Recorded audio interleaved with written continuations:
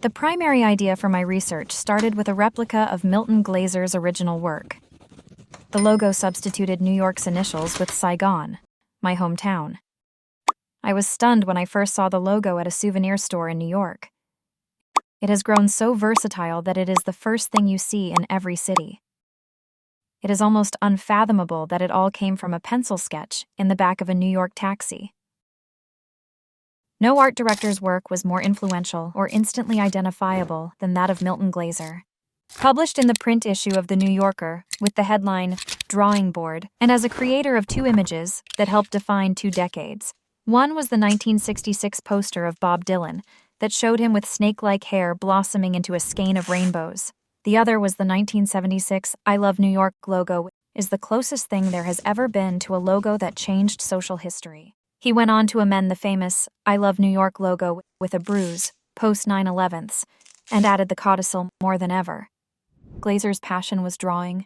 A Jewish New York City boy, born in 1929 in the Bronx, to Hungarian immigrants with a dry cleaning business.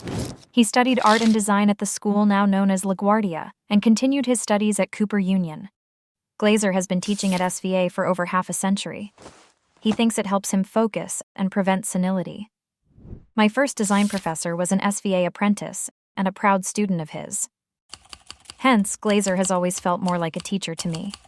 In the early 1950s, Glaser got a Fulbright to go to Italy and study with the still-life painter and printmaker Giorgio Morandi. Few traces of Morandi's chalky, peasanty, muted style survive in Glaser's work. His balance of original seeing, visible making, remained a constant in Glaser's approach.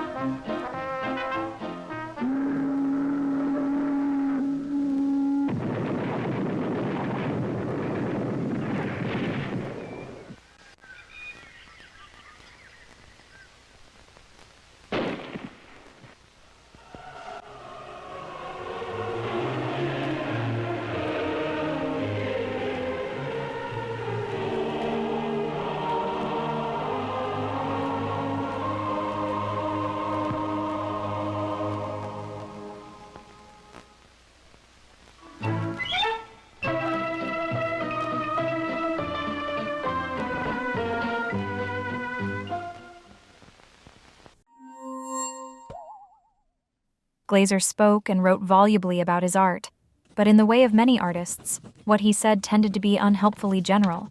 He affirmed the necessity of experiencing reality. You would never deduce the look of his output from the things he said about it. In 1959, he provided a sequence of illustrations to accompany a Francois Mauriac story in Esquire, which he did in a dark, woodcut style taken from Félix Vallotton, all haunted faces and flat black silhouettes. That was a borrowing Glaser did nothing to hide. He was always open about his sources, but apologizing for one would have been like a card sharp apologizing for an ace. The manipulation was the point. Of all the riches embedded in the Monticelli book, it may be the complete covers of the signet Shakespeare that are the most arresting. A central figure, usually enigmatically representative of the play's action, appears in half-finished form, done in a charmingly elegant, linear style. Only a small patch of the drawing is in color, while the rest spins out like suggestive smoke. If you had no idea of what a play was about, none of these covers would tell you. The covers were less illustrations of the plays than they were invitations to read them. New York had hit its COVID-19 apex. In this moment of despair, could some artistic expression help galvanize an ailing city? Mr. Glaser was already grappling with some version of the same question. It was a graphical treatment of the word together. It was about connecting people through art. If you like Mozart and I like Mozart, we already have something in common. We have a bridge. Glaser's work represents, as he admitted before he died, of a stroke in 2020, an exercise in art applied to commerce. Judging a book by its cover is one of the wisest judgments we can make.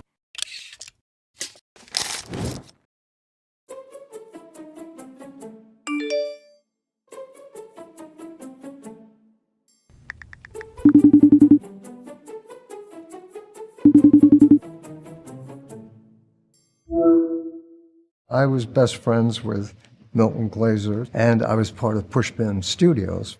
So that was part of, in a way, my relationship with SVA. I started teaching here when I was 32 years old.